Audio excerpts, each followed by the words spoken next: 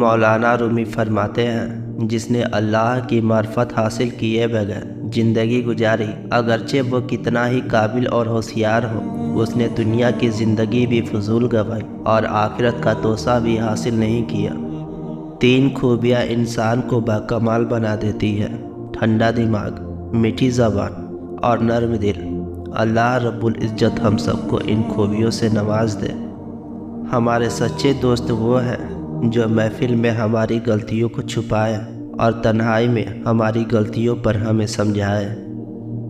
مولانا رومی فرماتے ہیں، اگر میرا علم مجھے انسان سے محبت کرنا نہیں سکھاتا تو ایک جاہل مجھ سے 1000 درجہ بہتر ہے۔ مرنا ہم سجدے میں چاہتے ہیں اور نماز ہم پڑھتے نہیں۔ شیخ صادق فرماتے ہیں، اگر روزی عقل سے حاصل کی جاتی تو دنیا کے تمام بیوقوف بھوکے مر جاتے۔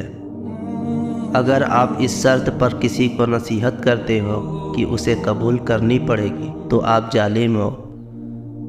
ہم آرام کی آرزو میں بے آرام ہو رہے ہیں۔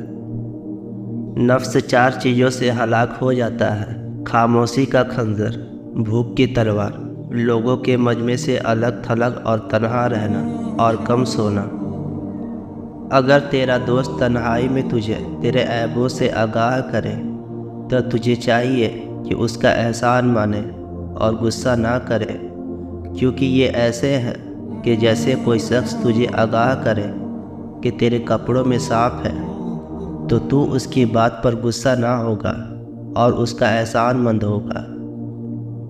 زندگی کا ہر لمحہ نہایت قیمتی ہے، اس کا اندازہ قیامت کے روز ہوگا۔ کسی کونے میں بیٹھا گونگا بہرا شخص اس آدمی سے بہتر ہے جس کی زبان قابو میں نہ ہو۔